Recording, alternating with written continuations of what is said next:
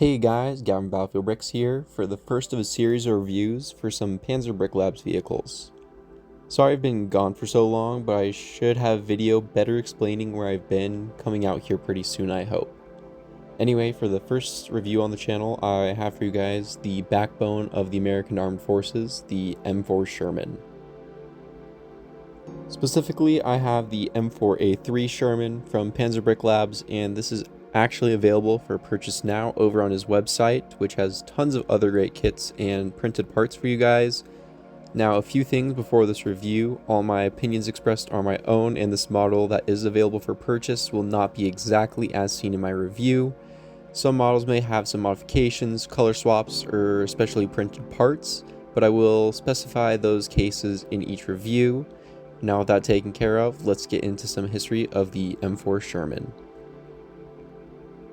The M4 Sherman is a truly iconic tank that served in nearly every major theater by multiple allied nations through the Lend-Lease programs. The development started in 1940, succeeding the M3 medium tank. The M4 platform was extremely versatile with tons of variations and different specifications for varying guns, engines, suspensions, etc. The M4s first saw action in North Africa, 1942 in the Second Battle of Al Alamein, used by the British 8th Army, then later the same year by the Americans during Operation Torch.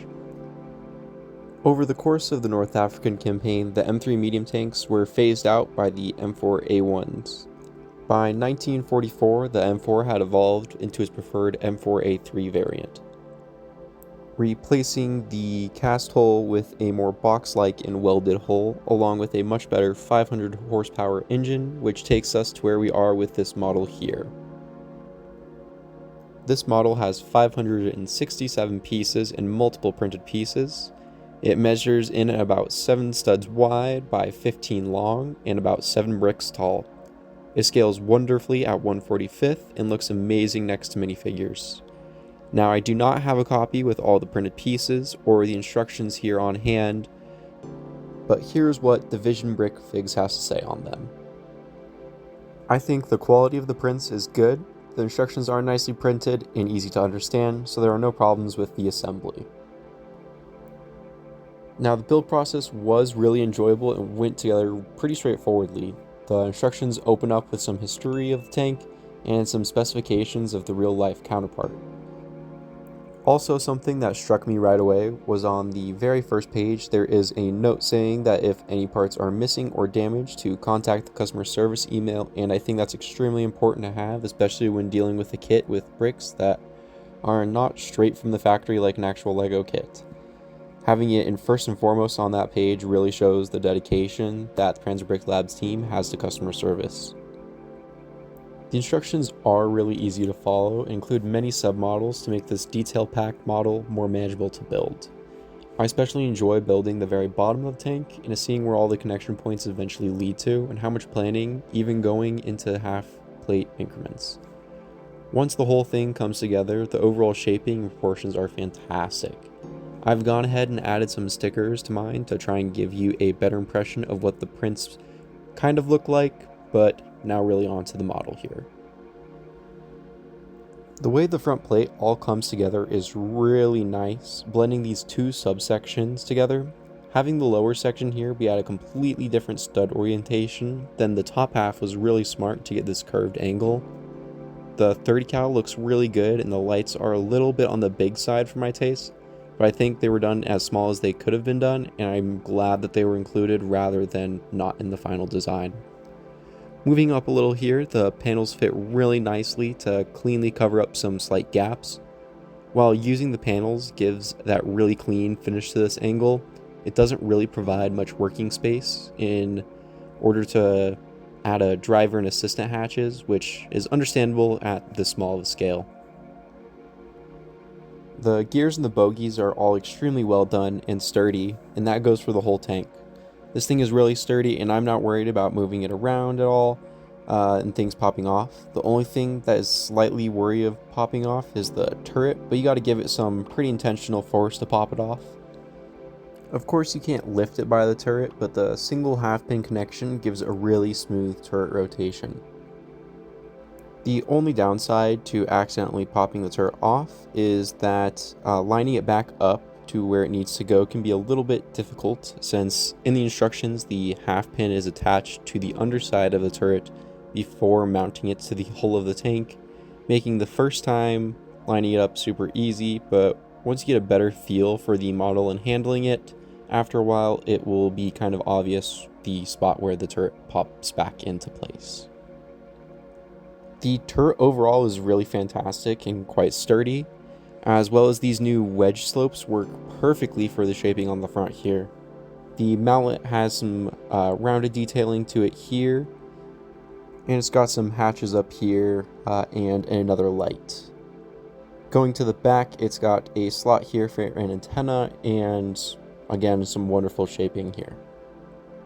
Now moving down to the engine deck, it's got some excellent shaping for all these angles, and the gaps are pretty small up here on top, but on the sides they're a little bit more noticeable.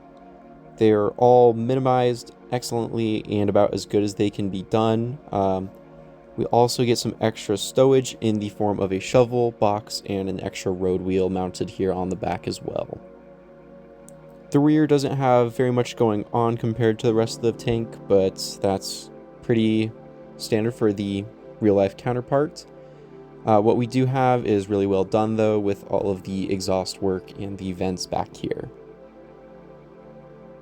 Overall, the model is really fantastic and great for using in mocs and modifying, or just adding to your collection. It's got great detail and interesting building techniques that I found myself learning from a lot once again. ARMS models are always a pleasure to build, and I think the M4A3 sits at a very nice 9 out of 10 for me, and I'll be looking to maybe even add some more of them to my collection. Again, this kit is available now along with many others at panzerbricklabs.com, and I can't recommend his models enough. Now, I've gone ahead and made 2 of these already with some different slight modifications to add some extra field gear and modifications, to try and show you some of the possibilities that you guys have with the models here and their mock potential. Even with just a little extra field gear, it really adds a nice lived-in feel. I personally like using Brickmania sticker packs, printing crates from Panzer Bricklabs and the Minifig Co., rolled up minifigure capes, tools, logs, and other pieces for all of my tanks in general. For these ones specifically, I added some tow cables, sandbags piled up in the front, some extra bedrolls, crates, and a few tools. Now with these alone, I'd be fine putting in a mock, but I'd like to display these with their crews. Here I've got some minifigs from the Minifig Co. and Angel Bricks with some custom Brickmania headgear, so let's go ahead and add these guys in. With some neck brackets, we can open up the turret hatches and add the commander and gunner.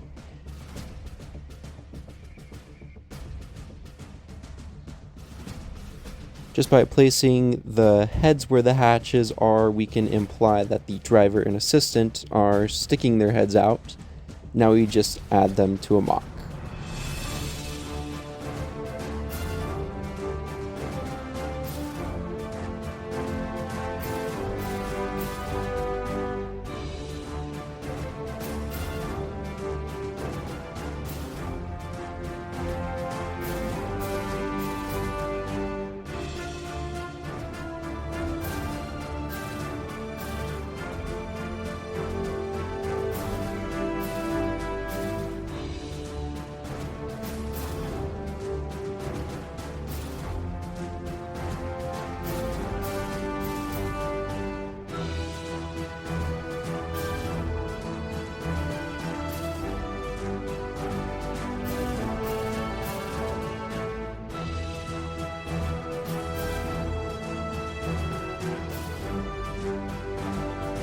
I want to thank you guys for watching my review and showcase of the Panzer Bricklabs M4A3 Sherman, and to make sure to like and comment down below what vehicle you want to see reviewed next, and if you haven't yet, make sure you are subscribed not to miss any of my future videos.